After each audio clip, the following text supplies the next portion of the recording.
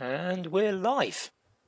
Good evening, everyone watching live. Good evening, those listening. Oh, good day, good morning, whatever time it is. Hello to everyone watching live and to those listening in the future. Welcome to Or the past.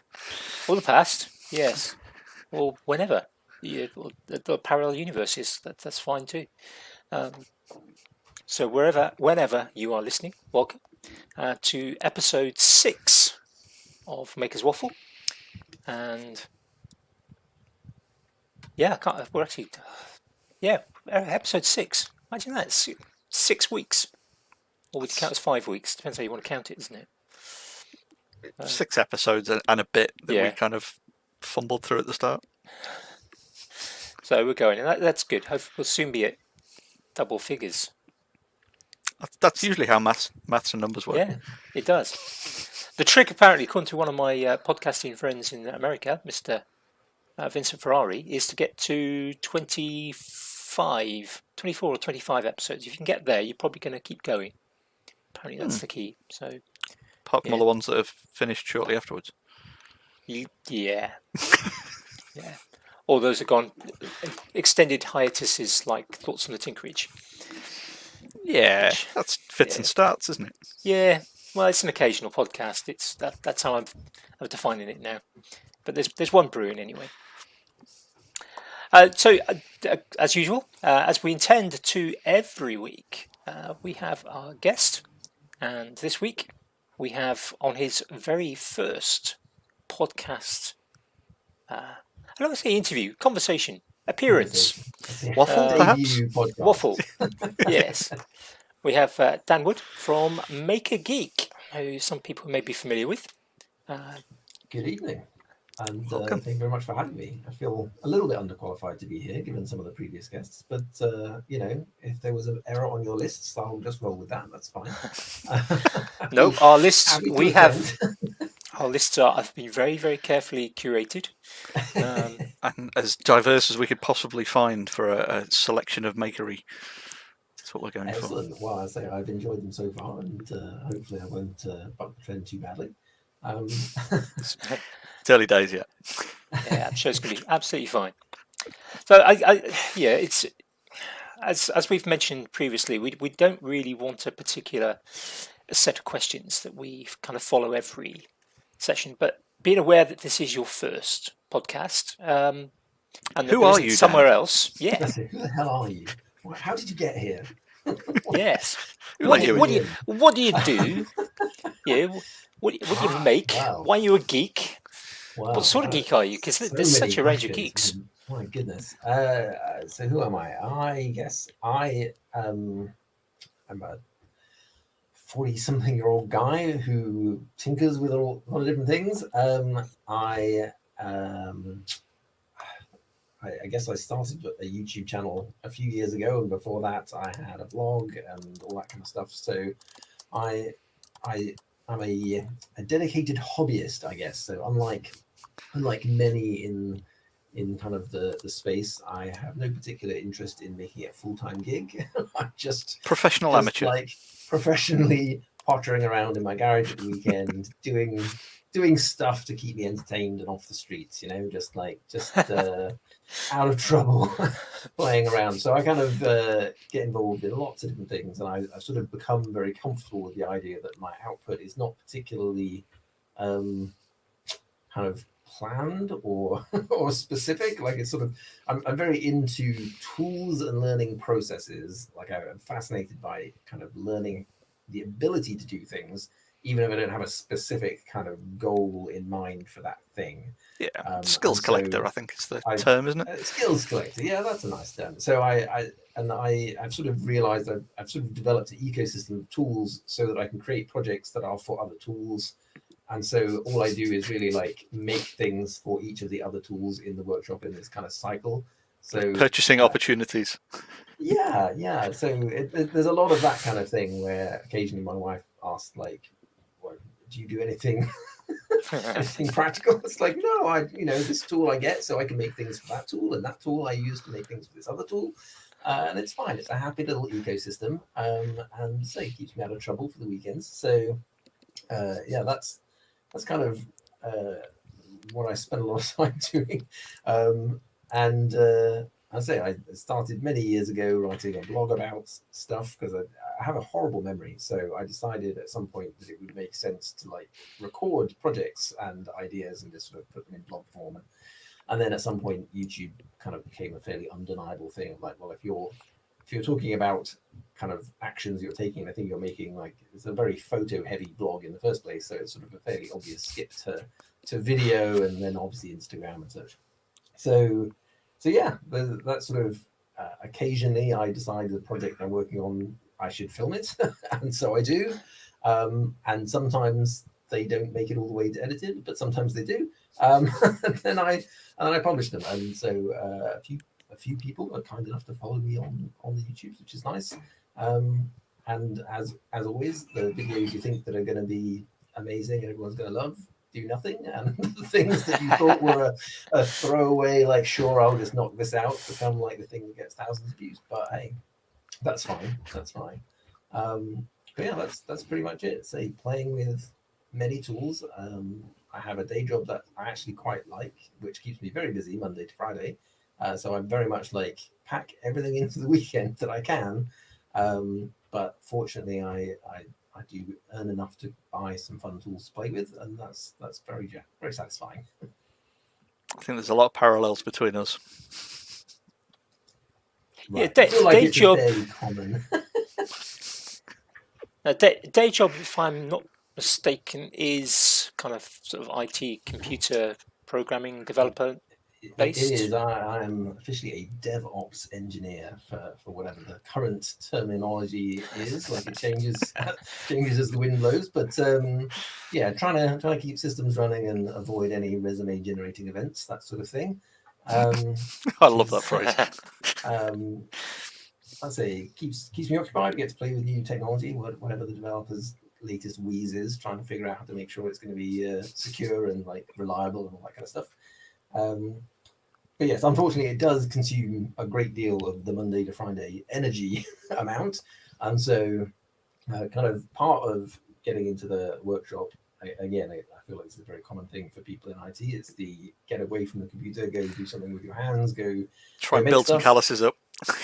The downside, obviously, being a geek is that at least 50% of things I want to work on also involve computers. So I wind up back at the desk as well, doing stuff, CAD models or programming robots or whatnot. Spent a good chunk of this weekend playing with 3D sort of video effects stuff, trying to learn Blender, which Well, it wasn't making a video background for a podcast by any chance, was it? It wasn't. No, this is my work background. This is my normal work background. Normally, this is my employer's logo sits here, but I switched that out. But yeah, I did think about making a new one just for this, but no, this is my semi-pro meeting attendance background because I have a very small, otherwise very cluttered room. I try not to show it too much. Sat in a cupboard. Clutter? I've no idea what you might mean by clutter here. Yeah, that's fine. Yeah, I'm going to stay quiet. So the workshop forms a partial escape. Then I can't say a complete escape for you. Yeah, there's a lot of. It is good. I think when you're pushed for time at the weekend, as I'm sure we all are, there's a lot of like umming and ahhing about, how much time do I spend on this new CAD model or learning this new thing in order to be ready for the next project, and how much time do I spend, tidying the workshop, which is an absolute mess right now. It's chaos. But yeah, trying to at least spend enough time every weekend doing something that feels a bit kind of more material, I suppose. We work on computers in this all very ephemeral space. It's quite nice to do something where you can go, well, if nothing else, these two you hold the thing you've made now that weren't earlier. Absolutely, totally with you there, 100%.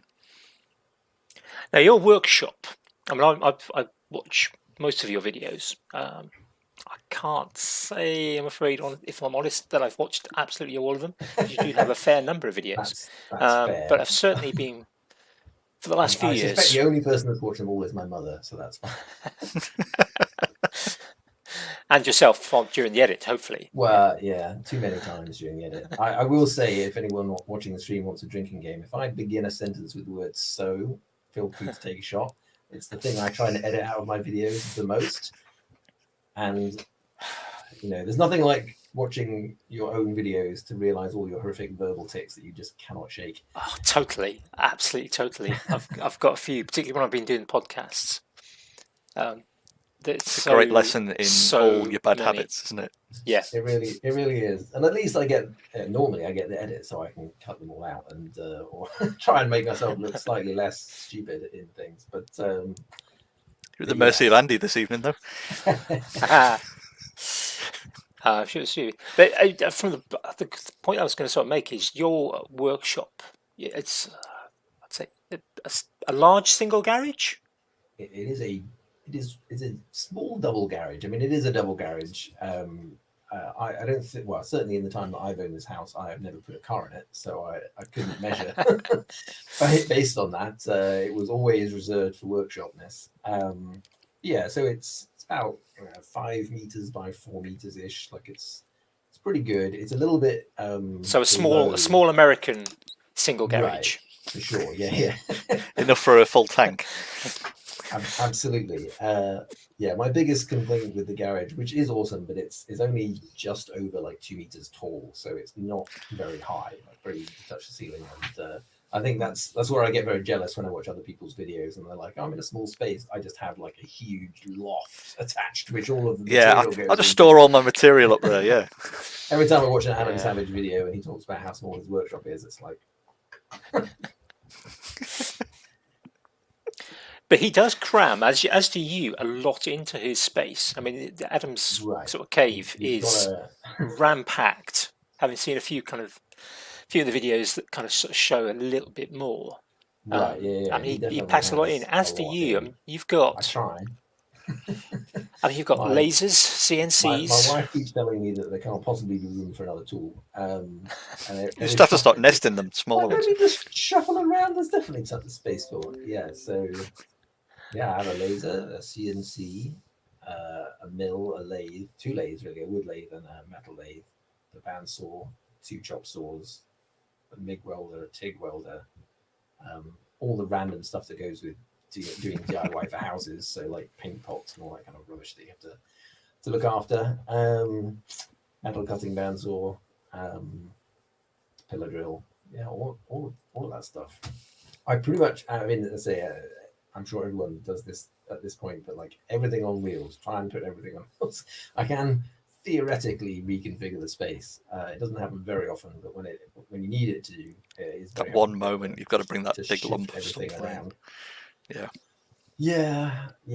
But then, let's say at the moment, I've sort of fallen foul of the fact that I bought a whole bunch of steel, which is now laying in 2 meter lengths across the floor, and it's very difficult to roll things around when you've got big lumps of steel in the way, so it's a little bit tricky. But yes, it's a good space. It is a good space. There's been I think every year there's some rationalization and normally a video that goes with it to try and be like, okay, how can I make this work a little bit better for me now?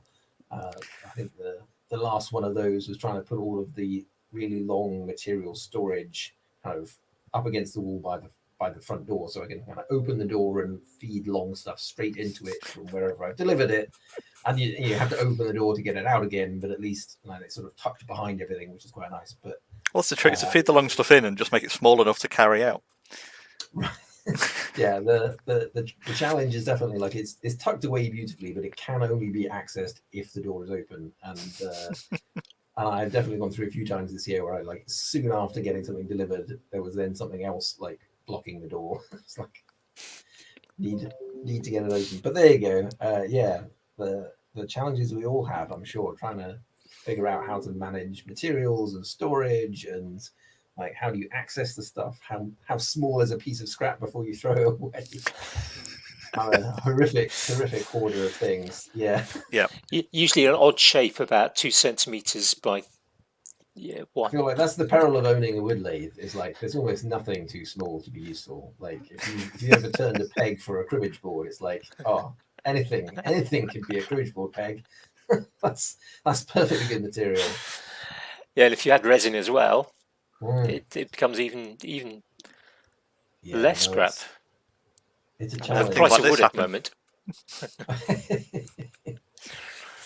Yeah, I have had, maybe still have, carrier bags with little bits of wood in, just kind of just whole kind of sort of Tesco carrier bags, just kind of full. Right, yeah. Bags for life, of course, not the Oh, flimsy of course. disposable The ones that ones. disintegrate ones.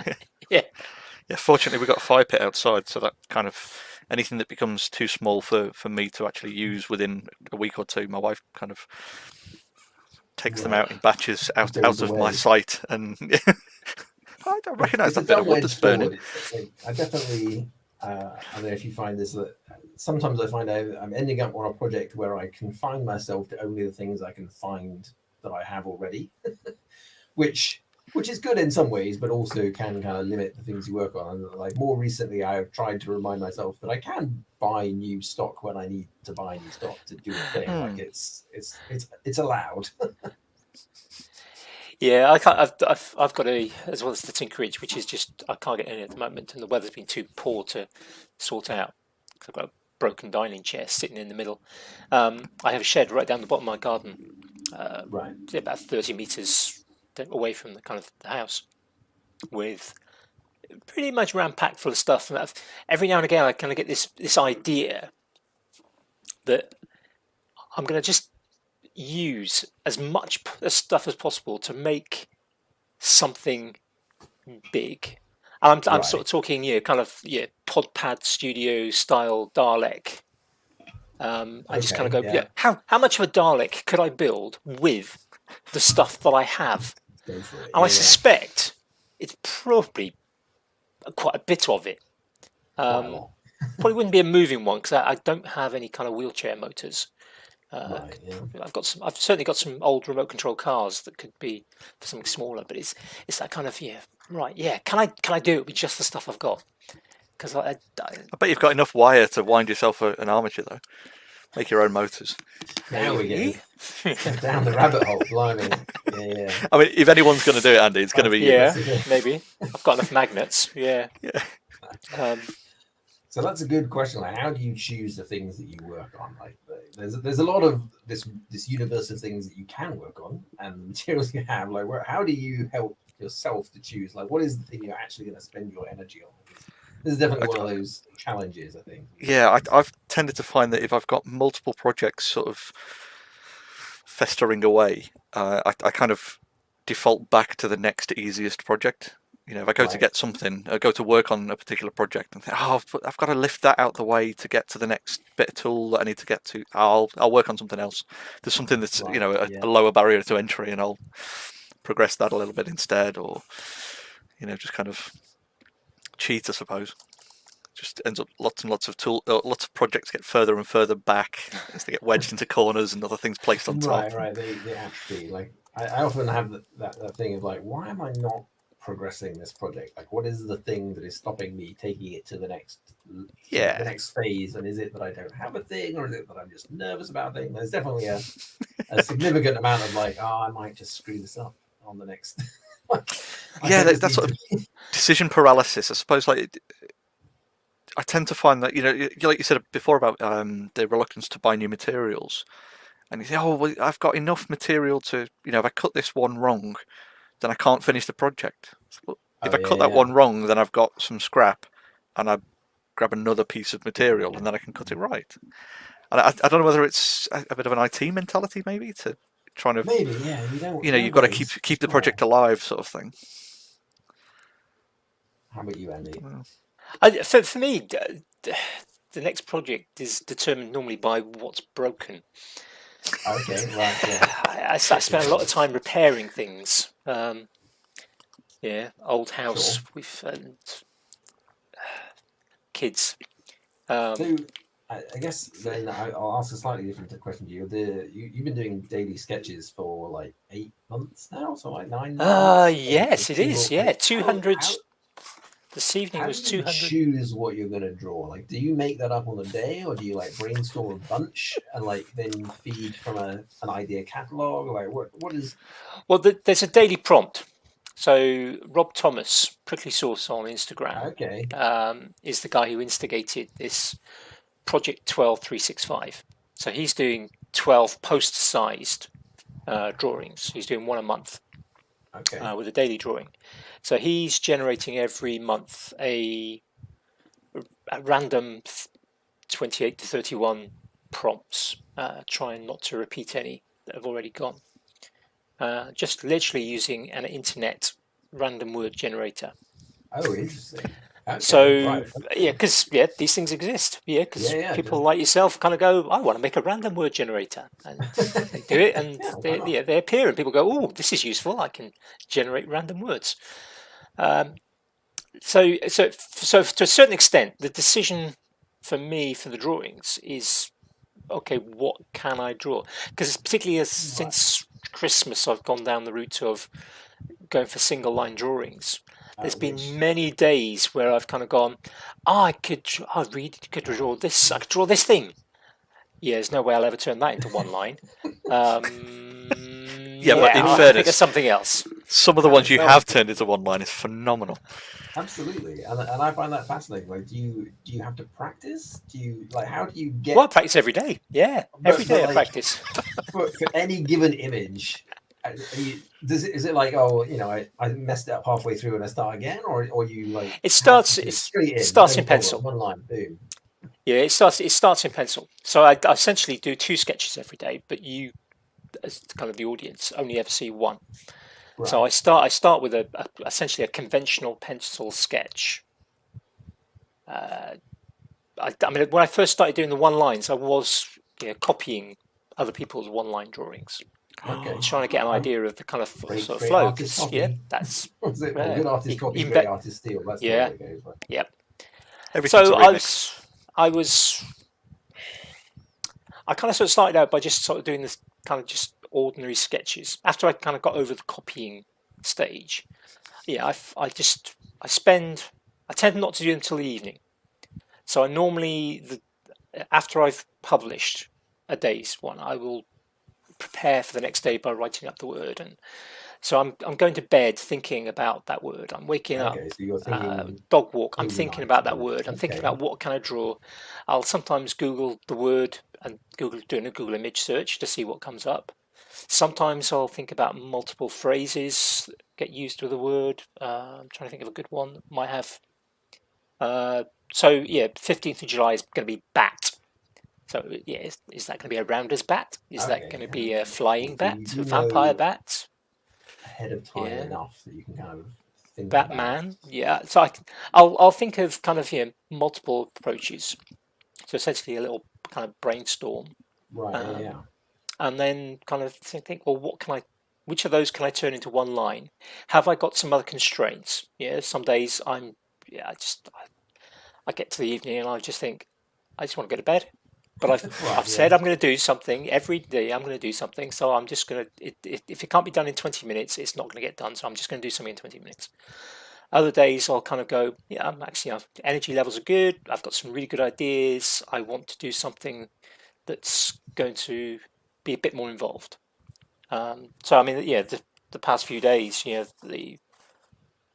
the lava lamp, although it's actually one from a couple of days ago, was one that I really liked. It's come out really well, but actually it was probably one of the quickest ones I've drawn. Not the quickest. I mean, there's been some which have been really simple, and that's when I've normally been sort of just too tired to do anything else. But then, like this evening, if you have those who haven't seen it yet, obviously if you're hearing on Wednesday, look back a few days on my Instagram. I've done an Eames chair. The theme was chair, and I'd love. I'm never going to get one because they're stupidly priced. But I've never even sat in one. I've never even seen one in real life. I've only ever seen them on TV or in books. I'd love one. They look so comfortable. They're iconic. They are iconic. They're gorgeous chairs. So I thought, well, that's the chair I want to do.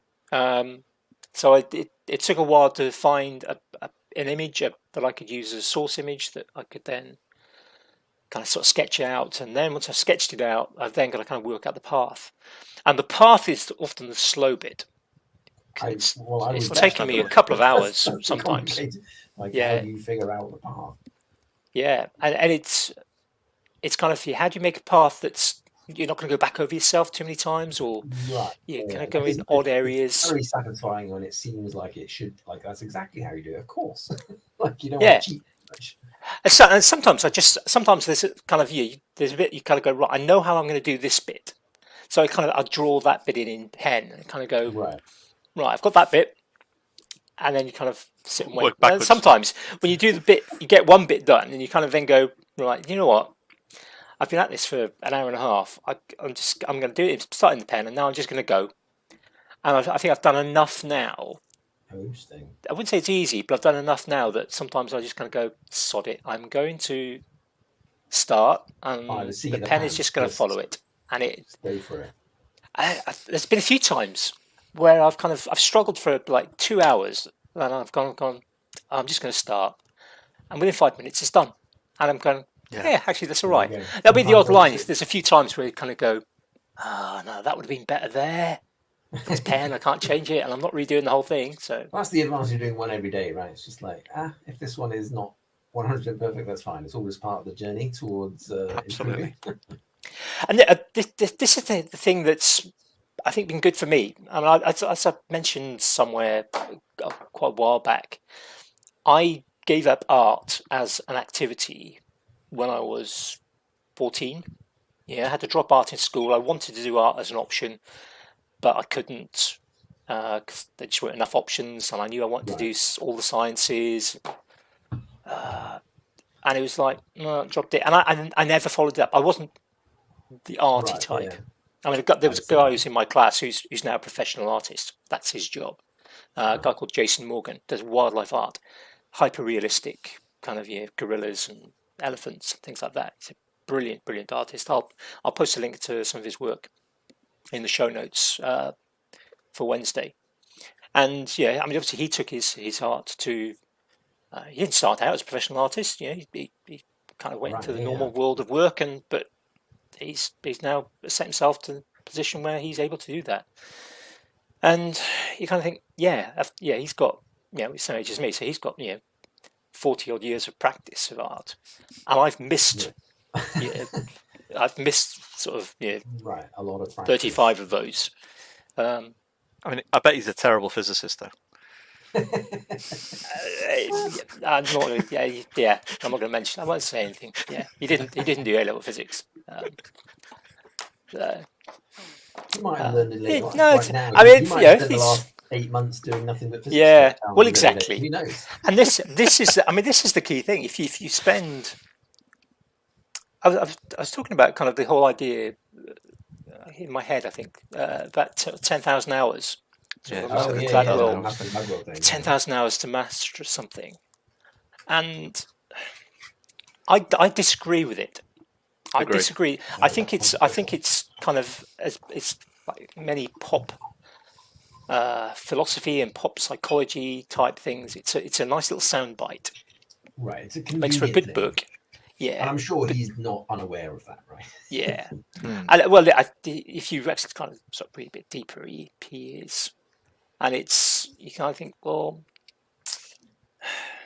if you don't practice properly for 10,000 hours, you're not going to master something. You've just spent 10,000 hours. You probably will get better, but you may not necessarily have mastered something. Specific directed practice is where absolutely. But somebody else, all sweeping statements are generalizations at best. Yes, like 87% of statistics being made up. Absolutely. So, Jamie, what about you? Practice. How do you are there things that you make time to practice for? Because again, this is another thing that I think struggle with. Right, it's like time is limited. If you're not good at something, you want to be good at something. Like investing. I think that's the thing. I think for me, it tends to be a case of trying to work out what are transferable skills and practice the things that are more transferable. I suppose it's a bit more 80-20 rule maybe. Right. If you can get, there's no real need for me in any of the stuff that I do to try and get 100% of something, but if I can get close enough by, transferring some skills from something else I've learned or done to then get sort of a head start on something, that tends to be the kind of budget and see approach. Right, yeah. For There's most definitely something things, to be really. said for like in that whole skills acquisition thing of like Absolutely, you kind of yeah. loop around and around and around, and like you sort of hopefully the next time you come back you're like, oh, I know a little bit, like I've got a little bit more context for what this could be, a little bit more kind Exactly, yeah. of wide ideas. Yeah. I think that's the thing, is if you go into things with a broad mind and a reasonable memory, then you've at least got a good start for a lot of things. Memory. That's no good for me. I like to think of it as the kind of it's the kind of whole sort of jack of all trades, master of none. Exactly. Which most people know that phrase, but I mean, as our friends on Fools for Tools discussed many episodes ago, it's an incomplete phrase. The rest of it says it's oftentimes better than a master of one. And that for me, that's always been, I wouldn't say my aim, but the slot that I've fallen into. I don't think I'd want to be a master of one thing. Yeah, I'm fascinated by them. Like, I love watching people who are just like incredible at something. And it's really inspiring to watch somebody be incredible at something and be like, oh, and the people who make it look easy and accessible are fantastic. And part of that is like, wow, yeah, you do nothing but this and you're incredible at it. But, you made me believe that I could get not bad at it. That's a good thing. But it's that continued practice. I mean, if we look at the work you do, you make some of the stuff that you've been doing look accessible and easy. I mean, your recent autonomous camera operator project. Oh yeah, camera's been so cool. I mean, A, how did you think of that? B, I mean, just how many skills did you have to put in place to get that working? That's an interesting one because, I mean, it's been a long project. It's sort of evolved over time. It started out essentially as just a 3D print of an off-the-shelf pan and tilt rig, right? From a Thingiverse project, I found somebody who published all the parts. I was like, great, this would fit my camera. Print the parts, whatever. The control is a bit interesting because obviously they print the physical kind of mechanical parts of it, but how do you control it? Now, many years ago, I attempted to build my own CNC machine, CNC router. And so that was kind of my first project in which I sort of got into computer control of motors. And this is where the Maker and the Geek really kind of comes together, is that whole, I have a computer do a physical thing in the real world. And that is an interesting dynamic. I learned a lot about how not to build a CNC router, which was exciting. Lots of making mistakes. Well, a lot of it is actually discovering how much physics really bites you. If you're not shielded in your electronics when you're spinning up a high RPM machine, like high voltage, high RPM, great big router right next to your unshielded electronics causes very strange problems, and that is difficult to handle. But very interesting. So you sort of spend a lot of time with like, well, this seems like it should work, but it just jitters all over the place whenever I spin up the router. That's exciting. But like that kind of was my intro to, there's a fantastic open source project called Gerbil, which is a piece of software that runs on an Arduino and it does CNC control. And basically it just knows how to convert the standard G code that machines run on and turn it into pulse signals to your motors. And it just makes all of that stuff very accessible to easy use. Like follow the instructions and put it on your Arduino and wire things up and away you go. And so having had that experience, first building a CNC of my own, and then I bought one from Ooze Nest, the Ox, which I built, and so that's my machine. But that experience sort of ran into, okay, so I need to control this camera, and it's basically just XYZ control. That's just what CNC machines are. Yeah. I know how to tell this Gerbil software how to do stuff with motors, so I'll just wire that together. The bit that got a little bit more interesting is, with a traditional CNC machine, you make your CAD model and you use a program to figure out all of the paths and etc. and all the instructions. And you don't want to do any of that with your camera.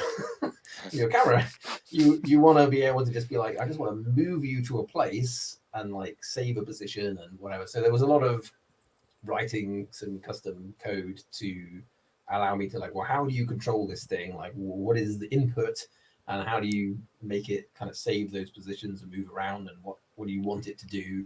And so that again was like, go on the internet, Google is your friend.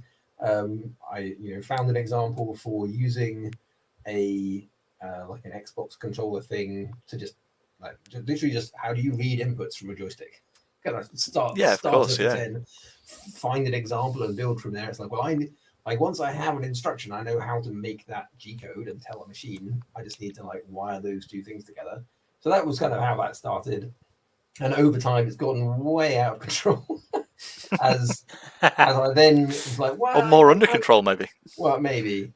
Like pan and tilt is cool, but then you're like, I kind of want to be able to move it around a bit more. You want a bit more lateral motion. So then I came up to like, well, how can I do a counterbalanced crane? And like, there are a lot of like camera jib kind of crane things that exist, and they're outrageously expensive. But it's really just a parallel set of bars with counterbalance weights. There's not too much to it. The challenge is, how much torque do you need to move that stuff around? So kind of, whipped up a thing with some aluminium channel and it didn't work at all. And then I did it again with steel bar and it worked a little bit better, and it bound up horrifically. And there was just like a lot of iterating of just like, how do you make it? I mean, welding is fantastic, but welding is a wonderful way of building something that like looks like it's going to work, and then you weld it and it just binds horribly because it's just twisted a little bit, right? It's just like just a little bit, just enough to really add a lot of friction to the system. So there was a lot of that, but then once I kind of got that working, 3D printers are amazing because you can just print gears and cogs and all that kind of stuff, and they are surprisingly strong and powerful things. Like very much so. You can print these incredible precision cog parts that are perfectly capable of say lifting and twisting this camera rig, which is pretty cool. So there was a lot of that, and then in hand, I guess a lot of this is more down to because I do make videos of myself. It's like, well, I have a need for a camera, and I have all the same problems that everyone has, which is like, well, I keep moving tripods and setting up shots, and like how much time does that take, and I don't have enough time. So kind of it's a nice feedback loop of like, okay, how can I make this thing slightly better so that the next time I do this film, I can kind of do the thing I need more, and be able to use the joystick to move the camera around is really cool because you can set up different positions a lot quicker than moving a tripod around. But then it's like, wow, that's still kind of a hassle. What was I trying to remember what I was doing. Oh yeah, so I originally, when I built the system, that basic piece of software that runs an Arduino only can control 3 motors at once. So I got 2 of them because I needed 5 motors. And then I wrote all the software to manage 2 of them simultaneously, and that was a pain and always had reliability issues. And then I came across like, actually, you can just buy a mega version of the Arduino, which is awesome. And there is a version of that software for the mega which controls up to 5 at once simultaneously. So I was like, great. That simplifies a ton of stuff. Fantastic. And as part of that, I was kind of refining the joystick and like really just going down the path of like, how can I make it smoother? And then Phil Pinksy, on one of my Instagram videos, just asked, have you thought about doing kind of tracking and autonomous follow? And my initial reaction was just like, not really. No, maybe. I was thinking, and my initial thought was like face tracking. I was like, I don't really want to do face tracking. Like the way I kind of work with it is I set up a shot that I want, or a set of shots that I want, and then movements between them, and then I run that program whilst I'm doing the thing. It's like I don't really want face tracking because that felt a bit too like I don't want it moving around while I'm doing something. But so I'm literally quite Skynet through. Well, it was more just that I was like, it's kind of not the way I shoot. But I was writing a response to like, no, Phil, that's not really what I. And I was like, well, then maybe it would be useful to set these shots up with tracking. And so I kind of got into the like, well, let me go and look at what kind of tracking tokens is like, and how do you do that kind of detection these glyphs and such. And again, people before us have done amazing things and make it available free. It's fantastic. Like, what a time to people be like James alive. Bruton and things as well. He's done a lot of that kind of stuff. And Right, yeah. Papa Savas, he's been playing around with that kind of thing lately, and automatically generating a hat on top of someone's head and things like that. Right, yeah. So there's a university in Spain somewhere that I guess it was somebody's research project for computer vision and detection of tokens, and they call them Aruco tokens, which is like AR something of University of somewhere. But it's literally a library, and you just load it and say, "Hey, I'm going to be using this set of 100 glyphs. I'm going to feed you a frame from my picture. You tell me if you see any of your glyphs," and it just spits out coordinates if it sees them. And it's a really incredibly easy library to use. So it does a very impressive thing, but as a sort of an end coder, it's really very, very simple. And then you just say, well, okay, if you've detected, it detects these things and it knows their ID, so you can associate different actions against different IDs. And so then I kind of started down this path of like, well, what can you make this camera do with these different kind of glyphs? What do you want to be able to do? I guess part of my realization in that process was, when you use a controller to control the camera, like, you are looking at what the camera sees and you're kind of interpolating that into like, okay, you need to go right a bit and down a bit and whatever. And so there's like this extra hop in the way. But when you can just say, hey, camera, here's a token, look at it, and just be like, I want you to look over here. You've sort of made like a visual stream deck almost, haven't you? Right, yeah. So it's a very much more streamlined thing to be able to just say, like, to know, like just hold it up and just drag the camera around with your hand and be like, this is the thing I want you to look at. And then I can show you another token and say, right, that's a waypoint. Okay, now come over here. That's a waypoint. Come over here. That's a waypoint. Right, go. And it's a really, I find it's relatively early days, but I'm finding it quite an interesting way of interacting with it. And yeah, so it's been an interesting, it's been a long project, but that's where the inspiration really just came from that random comment on Instagram video where I was just like, maybe I should go down there. And now I've got a long to-do list of all the extra enhancements I need to write into the code for the different things I want it to be able to do now, which also speaks a little bit to the problem, the problem with all these things. Like, I started this thinking, this will save me a load of time because I move all this tripod around all over the place, and like, this will make it faster to set things up. But it's a little bit like exercise. You think as you exercise more, it's going to get easier, but it doesn't. You just like do more and work harder. Do more of it, yeah. So what's actually happens is like, well, what would previously have just been a static shot, now I'm like, what are the 5 positions that I can set up, and what positions between them that I can do, and like, how fast should it go, and maybe I'll rewrite this piece of software to allow me to do this a bit differently. I was going to say, it's a bit of a sort of a catch-22 with that kind of thing, isn't it? Because you've sort of used your skills from your day job to make an aspect of your hobby easier, but have actually then just added more projects to your hobby list, right? That involve your day job more. More coding and things, and a lot of like, God help anyone that looks at my GitHub repository kind of history, because I spend a lot of time. It's a call to action for everyone in the comments now. Please don't. You'll see the million times. I'm just like, now fix that typo. Now fix that typo. Because the camera is isolated mostly, and so I just like use it to git pull to the update and then run it, and then it crashes immediately. And stupid thing. Did that slightly wrong. So there's a lot of just me talking to myself in the comments of just like, oh no, I broke that again. Oh no, and I named that wrong because fixed this bit, stuff. Broke the other bit. Yeah. All of that happens. So yeah, and yeah, inevitably the thing you thought was going to take you 5 minutes takes you like 3 hours to get working. But it is cool. It's a very satisfying thing. I feel like this, the Maker Geek, anything that makes computers move a thing in the real world is quite a satisfying thing. Yeah. And it's quite exciting to be able to do that. Like, it's doing what I told it, or it's not, but it's still doing something.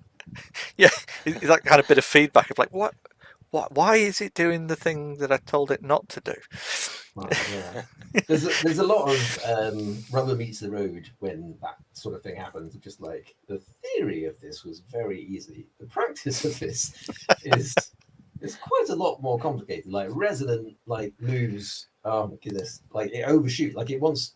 How do you make it not overshoot and like just end in an infinite loop of just being like, well, I'm still not quite there. I'm still not quite there. I'm still not quite there. Like, so you have to do a lot of stuff to try and be like, get close enough and then stop, or like move faster when you're further away and slower when you're closer. But even so, occasionally it just because the frame rate of the video runs quite a lot faster than the movement of the machine, and so like by default, like the first frame is like, oh, I'm wildly off center. Let me move towards center. And whilst it's moving towards center, the video is still being like, I'm still wildly off center. Move more. I'm still off center. Move. It's like, no, you've already told it to move. It's still doing it. So it's like trying to focus on someone speaking when you're drunk. It's that kind of like you overshoot it and have to kind of swing back. Absolutely. Yeah. It definitely does that. I'm quite surprised that Duncan from Little Hobby Shop hasn't jumped in the comments yet, but have you looked at the duet boards as an option for your selection of additional motors and... So I haven't. I have the duet on my actual. That's what I was thinking. Yeah. Very kindly donated to me by Ooze Nest. Thank you very much, Ooze Nest. They're good people. And that's a really good board actually. And maybe at some point I should think about it. The only challenge is controlling it the way I want to control it. Because again, like that's very geared up for like, give me a G code file and I will go run it. Rather than I want to stream you G code in real time and have you do the thing, which is essentially what I'm doing with the controller, which Gerbil is very good at. But yeah, there's a lot of weird buffering issues and timing to be figured out. Like trying to get it's a deep rabbit hole. Let's just look at that. It's a deep rabbit hole. Like it's a future conversation, I think. Yeah. Without getting way into it. But it's been an interesting project, and occasionally I get other things done and just use it for film. But often I'm like I got this far because like I set up to film a day. Oh, that didn't work properly. Why didn't that work properly? Well, let me go back into the software of the camera. It's like no, I was supposed to be working on the lathe. Like yep. That seems to be a common thing for me as well. I think it's. I think it's quite common to quite a significant proportion of makers that in some way are in the public domain because you look at squirrel disease. We spend a lot of time making things for our workshop or rearranging our workshop and similar sort of projects and rather than kind of absolutely making lots of things. Although I think there's certain the wood turners I think are probably better than maybe the careful Andy. The mixed the mixed makers. Well, once they've got lathe set up, they will put out more production. Whereas a lot of kind of flat wood workers and workshop type people spend a lot more time. My experience was that it was the wood lathe that was the gateway to everything else. That was the first thing I got was the wood lathe, and that was the beginning of the end of my bank balance. Like thousands and thousands of dollars later, it's just like, oh my goodness. But they are awesome. Wood lathes are a great tool, great start tool for anyone. Very satisfying. Turn out something very quickly that is like really cool, like amazing to look at. And pens are a fantastic project to do. It just seems it's lots of good quick wins that can be almost any size. Really, then I think is really are. Yeah, like. I would say it's cheap, but it isn't cheap. No, it's a rabbit hole. I've looked into it. I mean, I am friends with quite a lot of wood turners, but everything. It's a rabbit hole I'm avoiding. I cannot afford to go down that rabbit hole. I heard it's a fantastic way to get some interesting YouTube comments as well. Yes. Oh, really? Yes. Yeah. The wood turners do get. Carbide versus traditional, or of course. Are you using your carbide, or are you doing a properly high-speed steel grind of the perfect angle?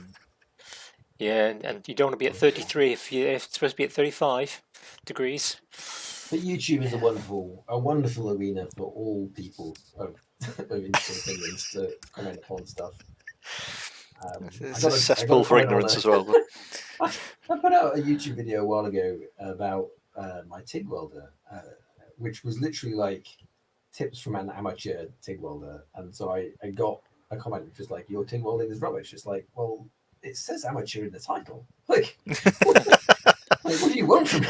Like if you were expecting something else, that's kind of on you, right? Like what, give people some tips, but whatever. Yeah, no, YouTube is awesome.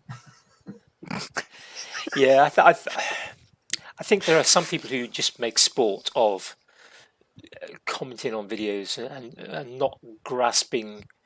They don't listen. They don't actually watch the videos before they comment. Sometimes I think they just kind of click through and go, "Oh yeah.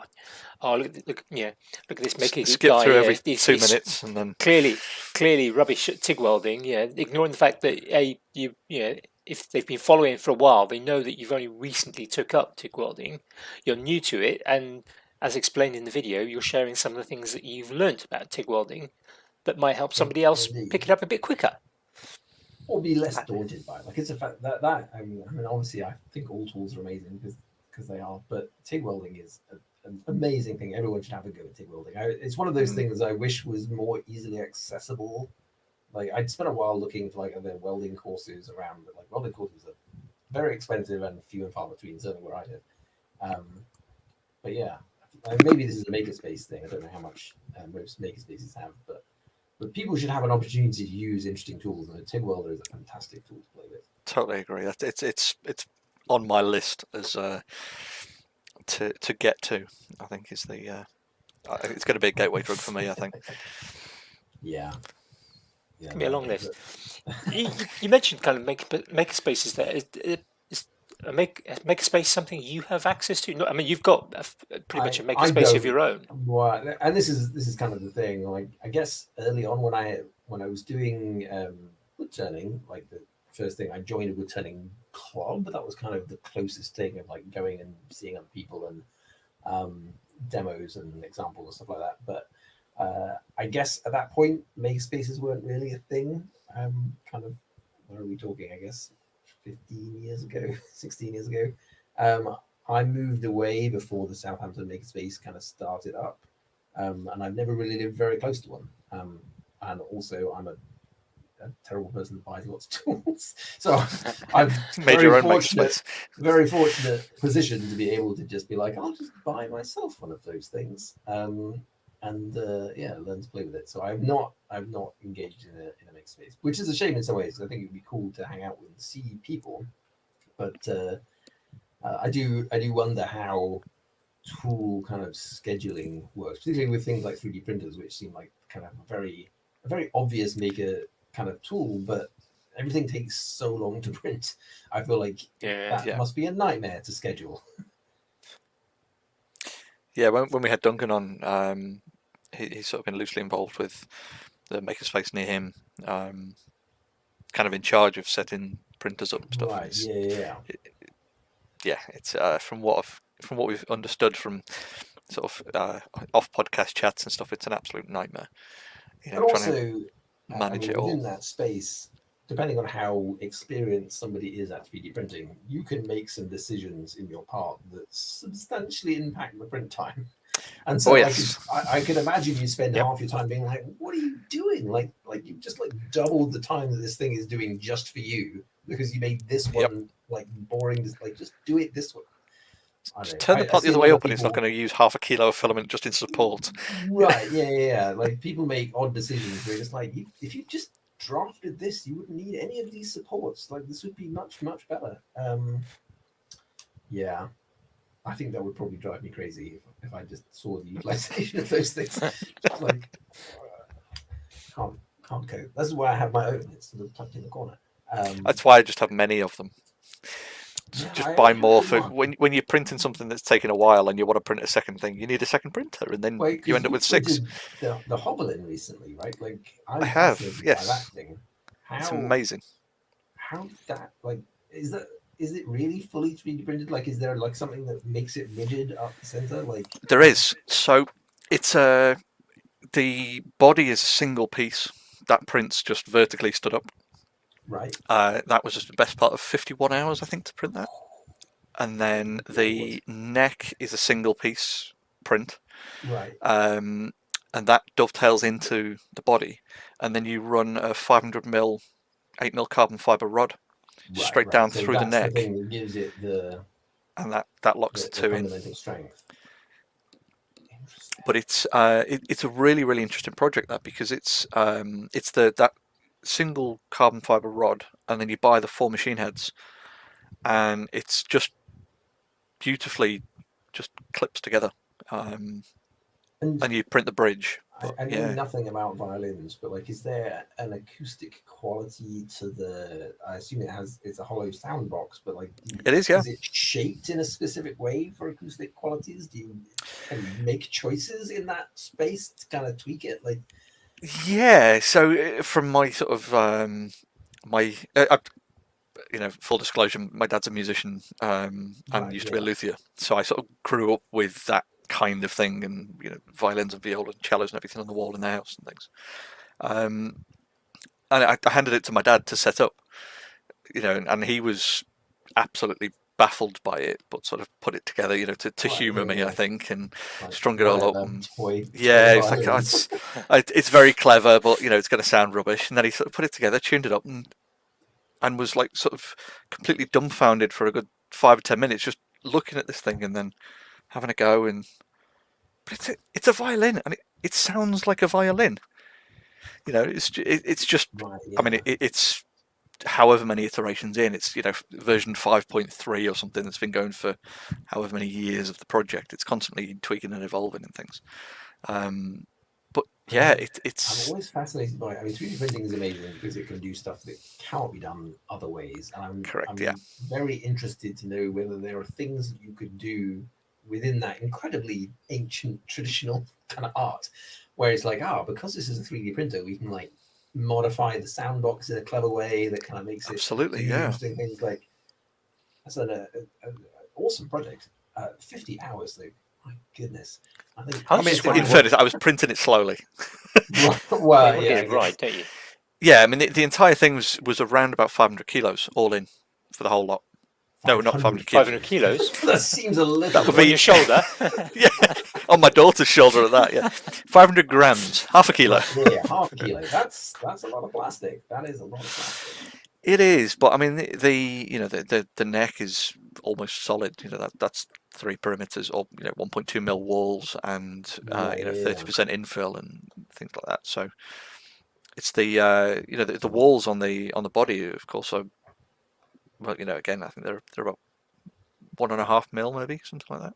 Right. So there's not a lot of plastic in the body. It's just that it's a large vacuous shape that's got a lot of slightly wibbly wobbly kind of parts.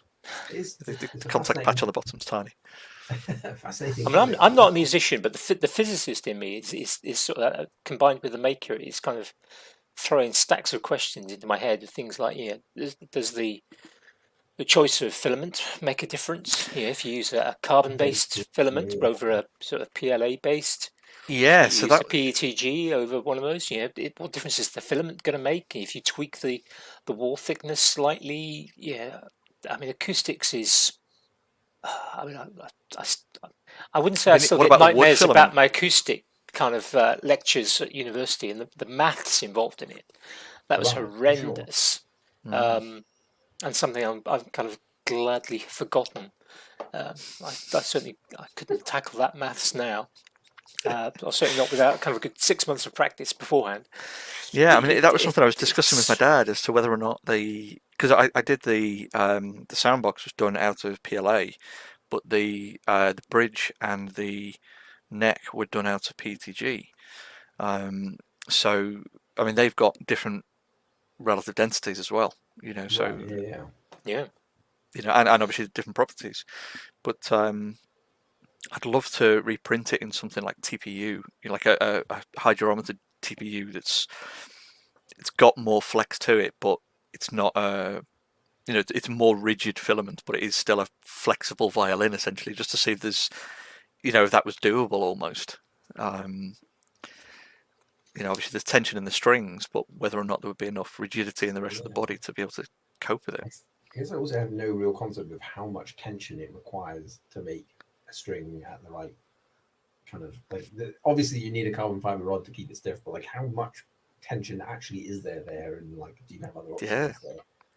But I mean, if you think like the material that the violins are made out of anyway is relatively thin, so they're not too dissimilar in density and rigidity and everything as well. I mean, the whole piece looks and feels like a violin and plays like a violin, sounds like a violin. Do you do any finishing to it, or like it's literally just off the printer done, or you kind of sanded and covered or anything? It was done. Basically, I had from Callum at 3D Tomorrow, I had a large 2 kilo roll of PLA that I'd been using for another project. So there was a load of that left, and Sunlu had sent me a load of PETG. So I kind of ran the prints off in what I had basically to hand as a test. So I did very, very little finishing, a little bit on the back of the neck just to kind of make it feel okay when you slide the hand up and down. Right. But otherwise on the body, I didn't do anything to it. It didn't need a massive amount, in fairness, but I think when we do the idea was to sort of do a test print and then let my daughter pick the filament that she'd like it in, and then when she saw the black and green, she went, I quite like that. I like that one. Yeah. Because I mean, that's the other amazing thing about 3D printing. Like, you can get a 3D print very smooth. Like, if you want to finish it, like if you want to go for it, like obviously difficult to get into some of the crevices, but like for large swathes, like you can really polish up and like paint and polish and paint and get incredible finishes on that stuff. It's fantastic. I mean, even just wet sanding the PETG on the fingerboard, it was absolutely smooth. Right. Yeah. My casting brain also wonders whether or not you could then cast the components in something else. Jesmonite neck on it or something. Just amazing material. God, I love Jesmonite. But yeah, like, because that again takes an incredible smooth surface, and I mean it's a little bit brittle perhaps, but again, I guess if you're strengthening it with a carbon fiber rod, that's probably if it's reinforced, essentially like reinforced concrete. Yeah, it's the same thing. Yeah. I suppose you could always mix fibers in with the Jesmonite as well. Indeed, yeah. I first heard about it from a colleague whose wife makes like sculptural pieces and like busts and such in sort of like outdoor sort of sculpture, I guess. And like she uses it as sort of mock stone, but again, like they layering up with fibers to make it stronger and flexible. It's very, very much about that. It's cool. It's a really interesting material. If people haven't tried casting Jesmonite, they should definitely do it. It's cool. Yeah, Duncan from Little Hobby Shop is he's really getting into Jesmonite, and when he sort of discovered it, he gently nudged Andy and I towards it, along with some other friends from the Makers Waffle stuff, and I bought the kit and still haven't got around to doing it, and he. A couple of years ago, I guess it was gently nudges me. I took a bunch of Jesmonite blocks that I'd made to Maker Central just to show people, because I was like, this stuff is cool. Like it's really interesting material, and you should probably know about it and play with it. Yeah, I did a whole weird series of just like odd blocks from Jesmonite, like different colors and some of them hollow, and just experimenting with like what it can do and what the form is like. But yeah, it's. I think it's quite exciting, really, what's happening in terms of material development now. I mean, material science it's a fascinating subject, and I think now we're seeing. And availability. We're starting to see commercially a range of materials appearing that previously wouldn't be accessible. I mean, the Jesmonite, some of the acrylics that people like GPS agencies are putting out. Yeah, it's seeing people now doing things with them. It's not just the stuff that's happening in university labs all over the country that, unless you're in that little Right. circle, you get to hear about. If you're outside of that, you probably won't. I think the fact that you can buy a kit that's like, it's a couple of kilo kit and it's whatever 20-25 pounds. That's an incredibly accessible way to get into something. Which the fact that you can order that and have it delivered, it's like great. That's enough to be getting on with, do a bunch of stuff. Yeah, really, really interesting. Say what a time. I think that's sort of that accessibility for interesting materials and interesting methodologies for doing stuff. A friend of mine recently got into doing like decorative resin pieces and being able to just order a new like silicone form from the internet and it arrive, and a load of resin and powders and fillers and binders and all sorts of stuff just arrive, and then you can go, I can have a go at something that was previously unavailable for the average human, sort of thing. Indeed. So it gets the ideas flowing and giving you that outlet. The flip side of that is that you do end up in that situation where you don't have any excuses for not being able to make a thing. Like, true. There's an element of like, well, I could just obviously you can make it yourself because you have the ability to get hold of almost anything you like. Like I fixed a tool recently by casting a replacement for the tire on the metal cutting bandsaw. Like broke a tire. I spent ages out of commission, and then it's like, you know what? I have this workshop full of tools. I must be able to make a replacement for this damn thing. It's like, yes, I can. 3D print a mold and cast some rubber, and off you go. And so you definitely lose excuses for not going to make things. Yeah, but then because you end up with a big, massive stack of projects that you haven't got around to doing yet, because of all the other projects that are in the way that you haven't got around to doing yet. Right. Yeah. Then you get dragged onto a podcast on a Sunday evening so that you can't do anything. Oh, that's fine. Then either. I always have to like put away the workshop by like 7 o'clock on an evening. That's can't go back to it after that. It's certainly once to start on the wine. It's like I have to be very good about not going back to the very dangerous machines. Yeah, it's a good idea. Not a good idea. Not a good idea to mix those things. I suppose getting in towards the what's been grabbing our attention, that was basically the last 2 days for me. I've been down at the end of the world, down with Steve House and Jim from Wave Cycles. So we've been doing in the deep southwest. Yeah, down in Dorchester, but terrible West Country accent there. But that sort of point of like, should we put down the welders and the grinders and just get on the whiskey? Well, yeah. I suppose if we do that, then we're not going to wander back out late at night and try again. And you have to make a decision. The day is over now. Yeah, and that was very much what happened yesterday. Was that sort of no? If we stop now and we eat, we'll take our boots off and then we won't go back out. Then we can open the whiskey. We're fine. If we take the boots off, that'll do that. That's the end to the day then. Yeah, getting the boots off, I think, is probably one of the key things, isn't it? It's when I used to go sort of backpacking a lot of years, like, okay, so right, when the boots are coming off at the end of the day, they're not going back on. Yeah, exactly. Yeah, so where we have dinner, we've got to determine, are we camping as well as having dinner? Because if we're camping, obviously we're going to put the tent up and we're going to take the boots off.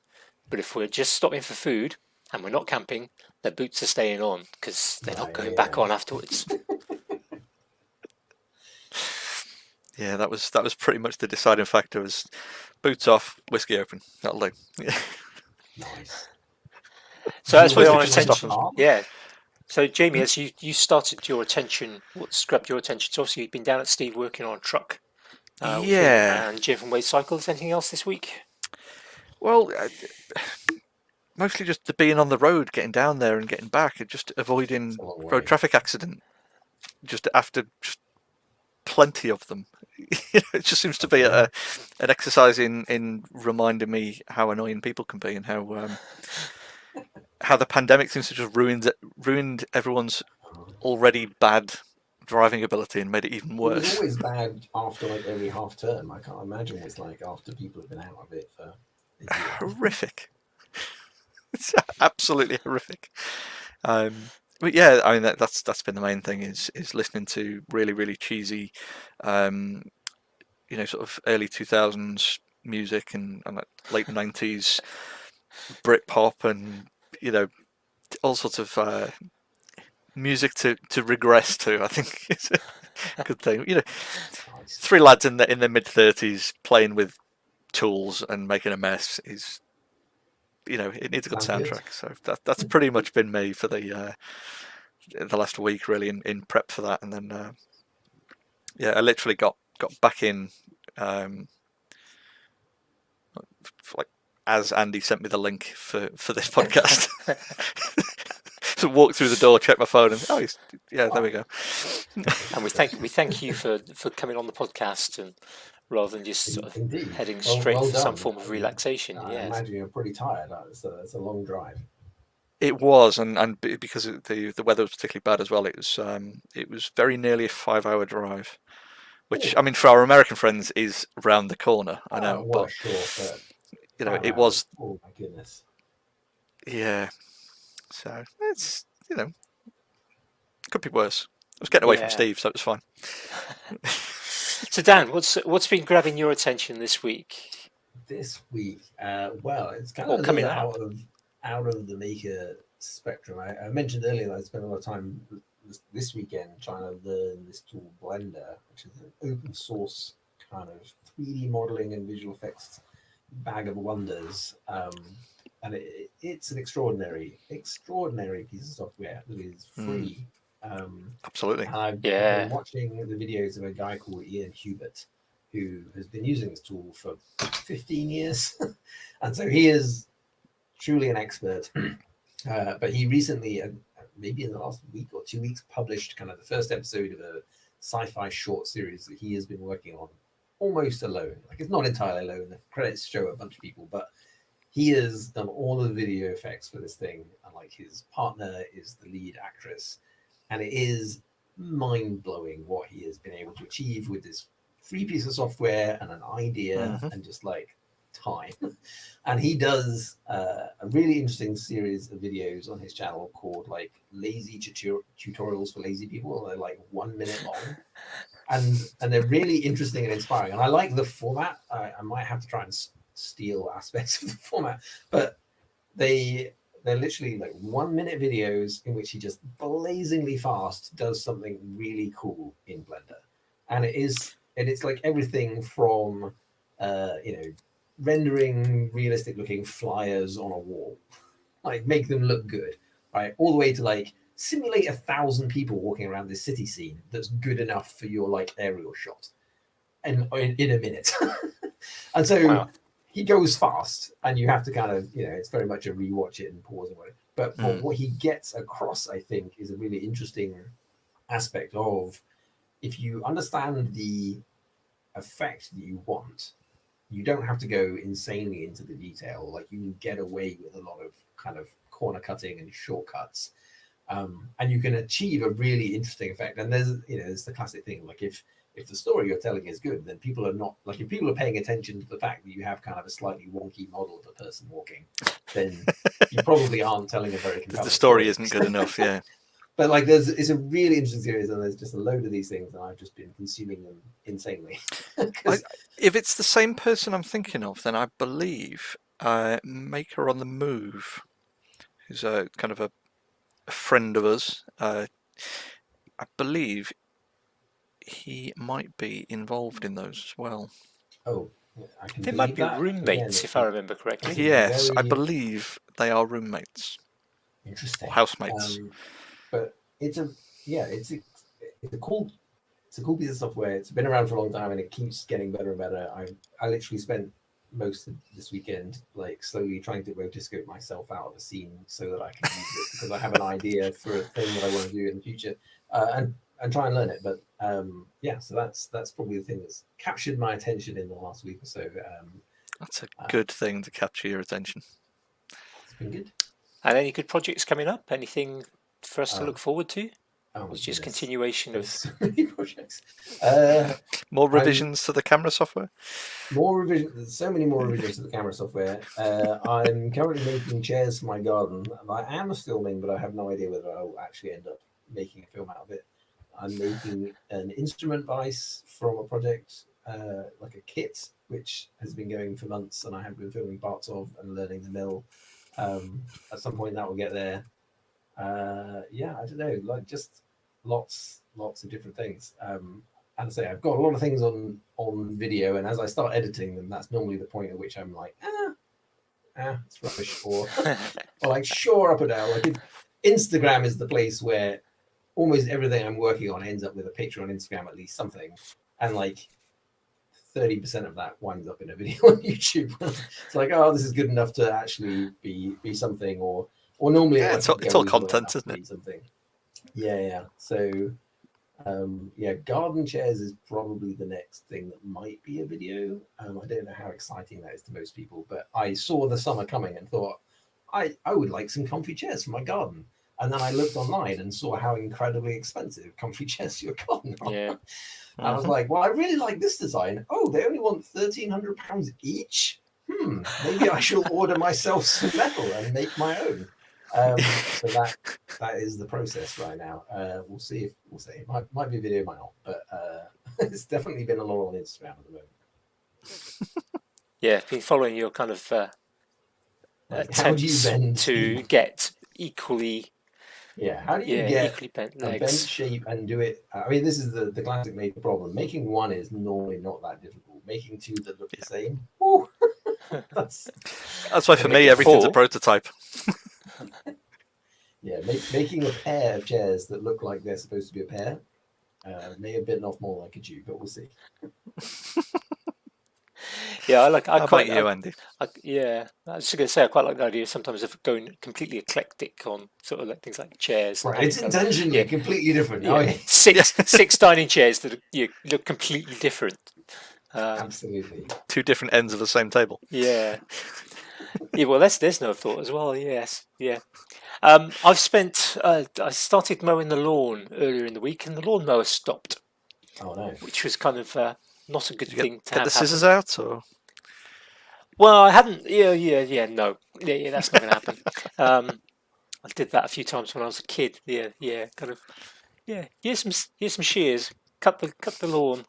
Yeah. I'm not going to do that to myself. But it stopped working. We've had it close to 10 years. But yeah, it doesn't get used that often. But so I've been doing a bit of maintenance on that. I think I've sorted it. I think some vents got blocked up with a bit caked up grass because I hadn't done a good enough job last year of cleaning off at the end of the season. So I'm hoping that that's now fixed. Had the thing apart, blasted it out with compressed air, etc. Took the blade off. There was some stuff caught around the blade, around the axle, not for the blade. So I'm kind of hoping that that's fixed.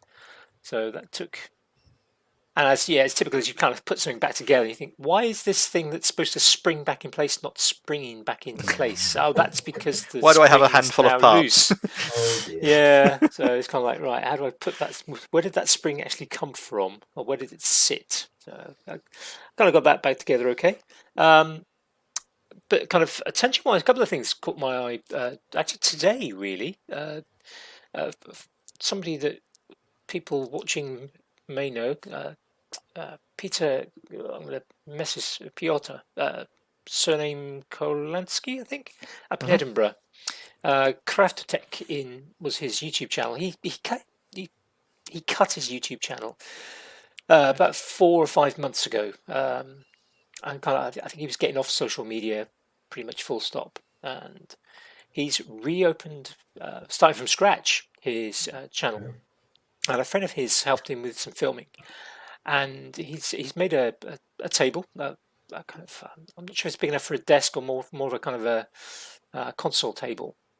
And the filming of it is absolutely fantastic. I will post the link. I haven't had a chance yet to post it. I literally this afternoon came across it, and it's a blooming good video. I look forward to that because Pete's good. I didn't realise he was back. Yeah, Yep, he's back up and running. So really pleased to see that, and it's a fantastic video. And he currently has 7 or 8 subscribers. So go and head out to Crafter Tech. That's CRAFT, so craft, and then OTEQ, OTHEQUE. Worth kind of hunting him down and getting him a subscription. I'll put the link in as soon as I can. I'll try and do it either this evening or in the morning, so people can find that in the sort of show notes. And the other one that another Polish friend of ours, Carol, posted in the Waffle group this afternoon was an Instagram page which I've not come across before, called the Alternative Limb Company, and it's prosthetics, and I think it's kind of certainly the few images that I've had a chance to look at so far seem to be up around sort of Darlington, and they're just doing some blooming awesome work with prosthetics, and Fantastic. I quite like that sort of thing. I mean, there's some brilliant work me with too, 3D yeah. printing and prosthetics, Oh, and yeah. am I fortunate? Yeah, I don't know anyone that needs prosthetics, and I think if I did, I would probably start getting involved in it, because there's a lot of good to be done. There are people who are connected to people who do it, and I think if I had a connection to somebody, I would probably get more involved. There it's is a a fascinating thing. local or a locally run initiative with 3D printing prosthetics for kids, which There is is, a yes. fantastic little thing. I can't remember the name of it off the top of my head. I do follow them No, me either. on Instagram and YouTube, but they don't post very often.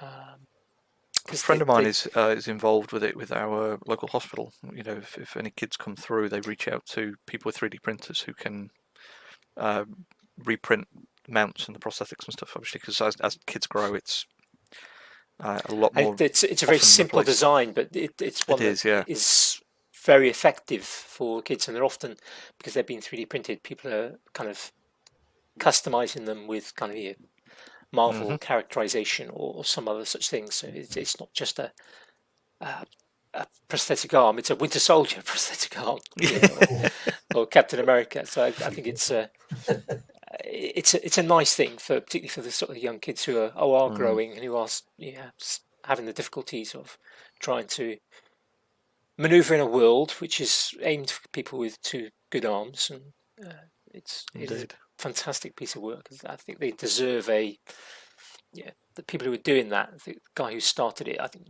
deserves, if he hasn't already got an MBE or an OBE or something. It's just fantastic work. Some recognition, definitely. Yeah. I'll see if I can dig out a link to that, and just to make a quick note before I forget. It reminded me that I posted today, and I'll include this one as well. There's a brilliant TED talk of a lady called Amy Mullins. Amy Mullins, yes, has a prosthetic leg, and it's a funny talk, and it's an interesting talk as well, seeing the kind of work with prosthetics. And she's missing lower legs, both legs. Them, so she has the ability to change her height from, I think, 5'9" to 6'3", depending on what mood she's in. Yeah, that was one of the things in the TED Talk, if I remember rightly, where she was going into schools and speaking with kids and bringing the selection of different legs, and being able to show off it being different height or suited for different terrains or environments. Or she did a bit of athletics for a while as well. If I remember. Yes, she was para-athlete. Yeah, so she had the carbon fibre blades, and she's done a lot of modelling work, and she has been involved with artists as well. So I'll post a link to that in the show notes, and people can go and watch that TED Talk. Which TED Talks I would thoroughly recommend. There's some brilliant ones that revolve around making and the things that are available. Right, we're at 5 to 11 already. So hour and 25 minutes. We waffled. Fly. Yeah, no fix. Some podcasts, they stick to a very sort of set time limits, and I don't think we're going to do that. We'll kind of aim. I don't think we'd have been able to do that. No, we'll aim for a kind of approximate time. Obviously, if we have guests that say, "Look, I can only do an hour," then we'll obviously do a better job. Not of overshoot it by sticking too to much. That. Yeah. But I think it's probably a good time to say goodbye. Folks obviously know where to find Jamie and I online. That's easy enough. Dan, best places for people to find you? Instagram, Maker GitHub. Geek. Yeah, don't go looking at GitHub, please. YouTube, Maker Geek UK, I think is the URL. But yeah, basically Maker Geek everywhere. Instagram, if you want someone who doesn't post anything during the week and then loads of stuff at the weekend. And YouTube, occasionally there are videos. That's pretty much it. Brilliant. Fantastic. Right. Well, thank you very much for coming on your first podcast. Yeah, Hopefully, thank you for joining us. Something will. It's been fun. Yeah. Well, it's been enjoyable talking to you and get to know you a little bit more. So that's Hopefully we haven't put you off podcasts in the future. So I think I hope everyone listening to this has a good week, and we'll see everyone again live next Sunday evening, where our guest will be Kurt Borg from the Corso Workshop on Malta. So it's going to be an interesting chat. We've got a few other guests lined up and actually sort of set in place for the next few weeks, including Andy Some Berkey. real trouble, yeah. And Ali from the Geeky Fae Art. Geeky Fae Art, So yeah. those who have already agreed to come in on times. So trying to get a few weeks ahead with booking people in. So hopefully we get the next few weeks going each week. I'm going to sort of get ahead. We'll try to. Yeah, so we don't need to, last minute calls to, you're available in the next 14 seconds. Come on now. Yeah. Right. On that note, we shall say goodbye and, well, goodbye. Yeah. Thanks, everyone. Good night, all.